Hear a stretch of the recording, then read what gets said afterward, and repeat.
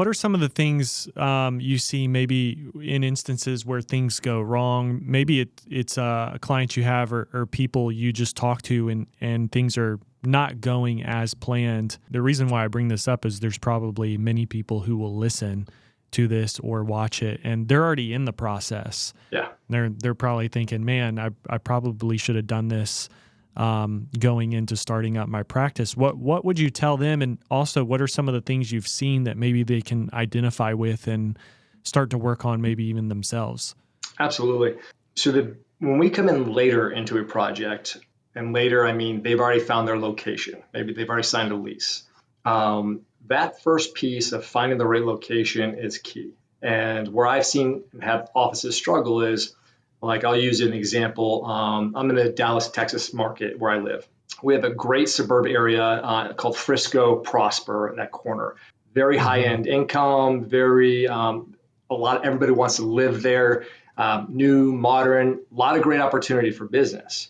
And even though the demographics still support, say, another orthodontist or general dentist to go into that and start up, and the numbers are there, well, there's 5 or 6 new startups happening right now.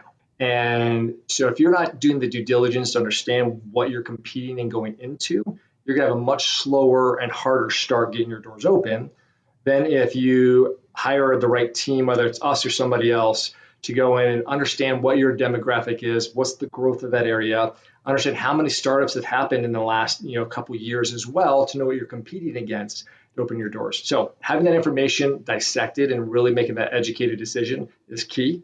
Once that's done, if you've done that well, you're going to have a great success going into that first year. The other thing I've noticed too is a lot of our clients do very well with this, but clients that don't have somebody guiding them don't put the needed effort into the marketing that is key to get their success going.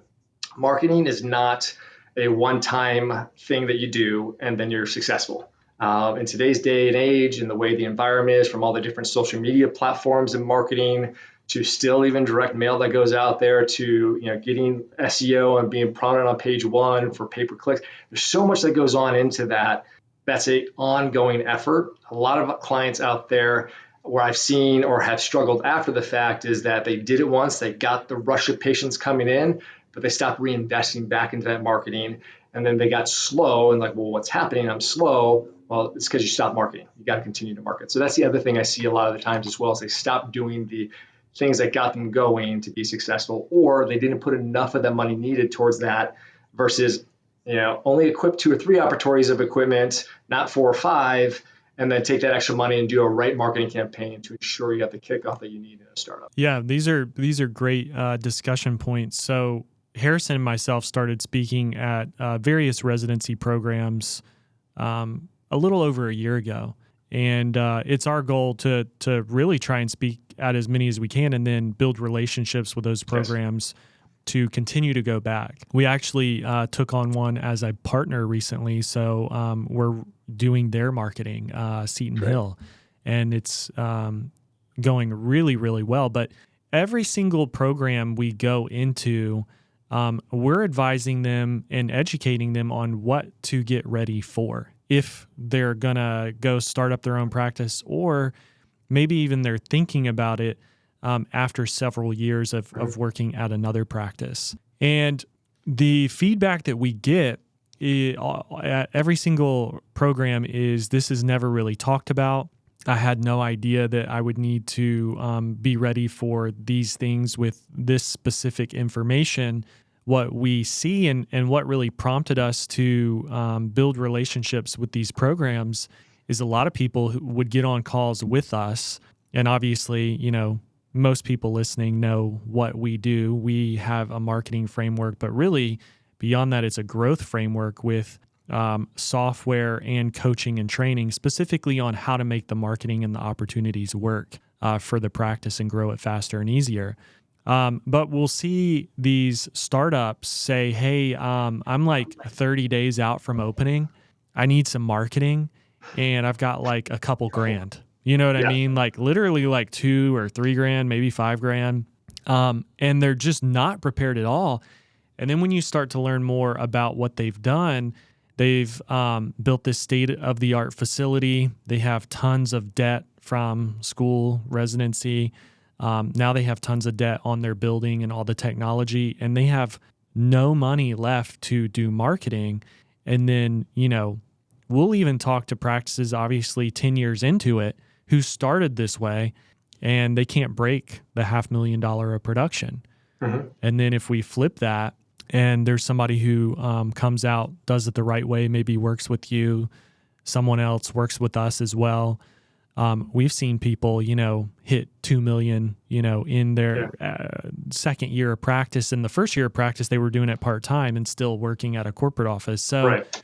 I mean, the potential is so drastic. And it is like you're saying, you don't know what you don't know.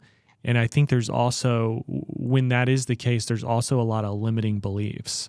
True. So you tell people what's possible, but they may not really believe it because, well, you don't know my area, or you don't know my situation, or, we just hear these pushbacks or what I call limiting beliefs. I would say I'd just like to throw that, as amazing as today's internet environment is, with having so much access to information, it's dissecting that information, though, to make it viable for that specific person in their practice.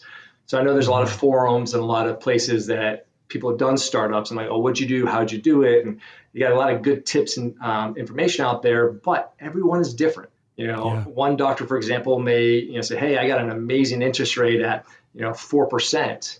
Well, maybe that was with a private bank, not one of those national lenders, and they put $150,000 down to get that 4% interest rate.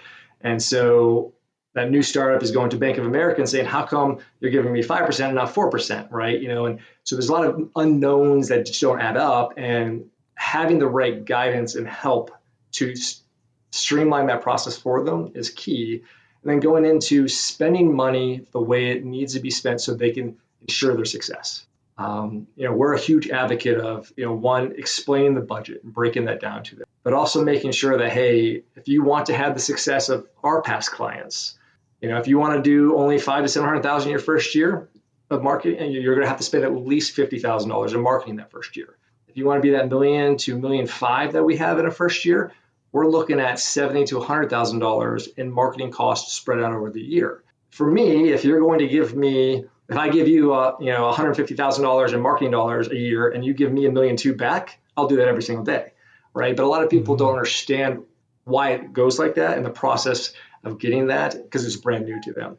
So instead, if they don't have somebody guiding them, a lot of times their budget gets blown out of whack on a lot of great equipment that'll be awesome if they were busy with patients, but now it's just collecting dust because maybe they're only seeing 5 or 10 patients a week when they should be seeing 25.